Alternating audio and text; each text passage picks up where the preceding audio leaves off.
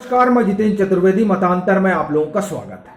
अमित शाह ने बड़ा भारी दांव चल दिया है और ये दांव न सिर्फ चंद्रबाबू नायडू बल्कि केसीआर के लिए सियासी तौर पर बड़ा घातक साबित हो सकता है। बात अगर केसीआर की करें तो सत्ता में वापसी उनकी मुश्किल हो जाएगी और अगर बात चंद्रबाबू नायडू की करें तो उनकी तो पार्टी ही खत्म हो जाएगी।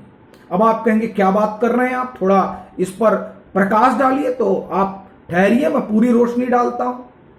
आपको ध्यान होगा कि अभी अमित शाह तेलंगाना गए थे और जब वो वहां उनके जाने की खबरें आ रही थी तो दो खबरें पैरेलल चल रही थी। एक तो ये कि वो जूनियर एनटीआर से मिलेंगे और दूसरी ये कि वो चंद्रबाबू नायडू से भी मिलेंगे। ये दो खबरें पैरेलल चल रही थी। हालांकि उसका खंडन समय समय पर आता रहा, लेकिन फिर भी ये सुगबुगाहट थी। अब हम पहले आते हैं चंद्रबाबू नायडू पर कि क्यों कहा जा रहा है कि चंद्रबाबू नायडू ये इस दांव से जो है निपट जाएंगे। देखिए, चंद्रबाबू नायडू जो है वो भाजपा के साथ गठबंधन करना चाहते हैं और इसका संकेत उन्होंने एनडीए ने जब राष्ट्रपति उम्मीदवार बनाया और उनका जिस तरीके से चंद्रबाबू नायडू ने समर्थन किया उससे यह साफ हो गया था। अब सवाल यह है कि वो क्यों छटपटा रहे हैं। तो देखिए, उनको ऐसा लगता है कि पहले तो उनको इस बात का मुगालता था कि वो बहुत भारी नेता है और 2014 में वो इसलिए जीते चूंकि वही बहुत बड़े लोकप्रिय नेता रहे।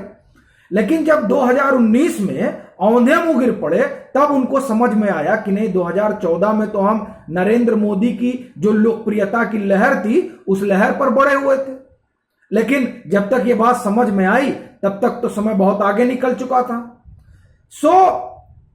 अब उन्होंने सोचा कि फिर से जो है एक बार कोशिश की जाए और किसी तरह से एनडीए में शामिल हो जाए। इसके लिए उन्होंने बड़ी मुहिम चलाई। मुहिम इस तरीके की कि एक तो समर्थन किया, दूसरा उन्होंने ऑफर भी भिजवाया। ये चर्चा है भाजपा के पास कि ऐसा करे कि ये लोग 25 सीटें हैं आंध्र प्रदेश में लोकसभा की, ये भाजपा जो है 15 सीटों पर लड़ ले लोकसभा को चुनाव, 10 सीटें हमें दे दे। अभी आप ठहरिए। और दूसरा कि ये तेलंगाना में रहे, आंध्र प्रदेश में रहे और तेलंगाना में जो है टीडीपी इनकी मदद करेगी, मतलब भाजपा की मदद करेगी। असल में चंद्रबाबू नायडू का जो ये प्रस्ताव रहा वो देखने में तो बड़ा सीधा लग रहा है, लेकिन अमित शाह तो चाणक्य है, वो तो समझ रहे हैं कि चंद्रबाबू नायडू चाहते क्या है। चंद्रबाबू नायडू देखिए, लोकसभा का चुनाव आंध्र प्रदेश में और विधानसभा का चुनाव लगभग बराबर होता है, मतलब एक साथ होता है। वो चाह रहे हैं कि एक बार फिर से नरेंद्र मोदी की लोकप्रियता की लहर में हम जो है आंध्र प्रदेश की कुर्सी पर आ जाएं। नहीं तो अगर इस बार भी गए तब तो फिर पार्टी गई। तो उनकी असल मंशा ये है, क्योंकि बात अगर लोकसभा की है तो भाजपा का यह साफ तौर पर मानना है कि चंद्रबाबू नायडू से बेहतर, रिलायबल, विश्वास पात्र अगर कोई है तो जगन मोहन रेड्डी है। तो उनका साथ क्यों छोड़ा जाए, उनके साथ बना रहा जाए। और इनका क्या भरोसा भाई, अभी ये कह रहे हैं कि हम भाजपा के साथ जुड़ना चाह रहे हैं, कल को अगर ऊंच नीच हो जाए तो सबसे पहले भागेंगे। और 2019 में बता ही चुके हैं किस तरह राहुल गांधी को प्रधानमंत्री बनाने में जुटे हुए थे। भाजपा ने तो मन बना लिया था कि इनसे मिलना नहीं है। और हमने यहां चर्चा भी की थी कि अमित शाह ने तो बाकायदे कहा भी था कि अब टीडीपी के लिए एनडीए ने दरवाजे बंद कर दिए, सो इनकी एंट्री हो नहीं सकती। लेकिन फिर भी पुरजोर कोशिश लगाए हुए थे इन तमाम मुहिम के जरिए, लेकिन वो मुहिम सब धराशायी हो गई। और वहां पर तेलंगाना में जहां अमित शाह रुके हुए थे, मुलाकात उन्होंने चंद्रबाबू नायडू से तो नहीं, मुलाकात की किससे? असल में उन्होंने जिससे मुलाकात की उसी मुलाकात से यह बात साफ हो गया कि टीडीपी गई। कैसे? दरअसल जो टीडीपी के संस्थापक हैं वो है एनटीआर, सीनियर एनटीआर, ठीक, एनटी रामा राव, जो आंध्र प्रदेश के मुख्यमंत्री रह चुके हैं और टीडीपी उन्होंने ही स्थापित की थी। और उस टीडीपी जो उनकी लीगेसी थी, उस लीगेसी को चंद्रबाबू नायडू लेकर चले गए। और जो जूनियर एनटीआर जिनसे मिले वो जूनियर एनटीआर हैं, अमित शाह ने उनके साथ डिनर किया। ये डिनर डिप्लोमेसी जो है, इस डिनर डिप्लोमेसी ने आंध्र प्रदेश और तेलंगाना की सियासी जमीन को हिला दिया। आंध्र प्रदेश में टीडीपी हिल गई और तेलंगाना में केसीआर हिल गए। अब जूनियर एनटीआर, ये सीनियर एनटीआर के पौत्र हैं और 2009 तक तो ये एक्टिव रहे टीडीपी के साथ। ये सिने स्टार हैं, बहुत बड़े जो है अभिनेता हैं तेलुगु सिनेमा के, जिसे टॉलीवुड कहा जाता है। तो जाहिर तौर पर, और आरआर जो इनका सिनेमा है आप लोगों ने भी देखा होगा, बड़ी उसकी चर्चा हुई और अमित शाह ने भी बड़ी प्रशंसा की। लेकिन दरअसल इस मुलाकात को मैं सिनेमाई अंदाज, मतलब मेरा कहना है कि सिनेमा के नजरिए से मैं नहीं देख रहा हूं, मैं इसे विशुद्ध राजनीतिक नजरिए से देख रहा हूं। तो हम ये कह रहे थे कि जूनियर एनटीआर से अमित शाह की मुलाकात होती है। जूनियर एनटीआर का अपना प्रभाव है तेलंगाना में और आंध्र प्रदेश में। और आप देखिए कि जो दक्षिण की राजनीति की एक बड़ी खासियत है कि वहां जो सिने स्टार रहे हैं वो सिने स्टार बड़े बड़े राजनेता हुए, चाहे एनटीआर हो, आप जे जयललिता को देखिए, आप एमजीआर को देखिए, ये सब बड़े स्टार हैं, करुणानिधि साहब को देखिए।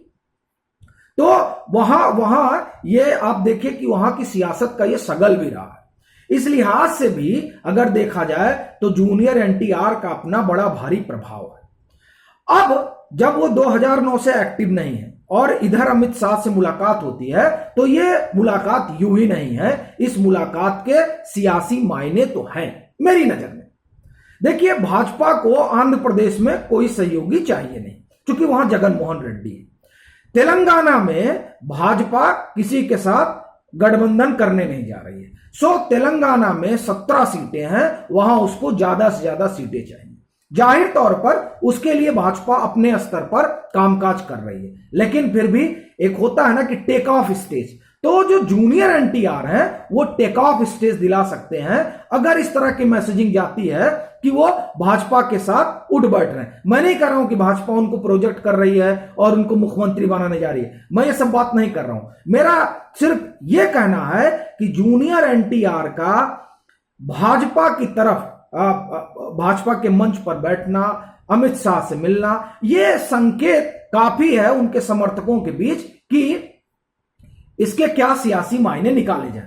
और ये मायने तेलंगाना में भी निकाले जाएंगे और ये मायने आंध्र प्रदेश में भी निकाले जाएंगे। आप जब तेलंगाना में निकाले जाएंगे तो जाहिर तौर पर एक तो भाजपा ने जमीन तैयार की है केसीआर के खिलाफ, जो एक सत्ता विरोधी लहर होती है। दूसरा, एनटीआर का समर्थक वर्ग, या जो आप ये कहिए कि जो सीनियर एनटीआर की लीगेसी है, अगर उसको जूनियर एनटीआर थोड़ा सा इस मुलाकात से अगर वो भाजपा की तरफ शिफ्ट होती है, तो आप सोचिए कि कितना बड़ा शिफ्टमेंट हो जाएगा तेलंगाना में वोटों का। मैं ये नहीं कहने जा रहा हूं कि वहां भाजपा सरकार बनाने जा रही है तेलंगाना में।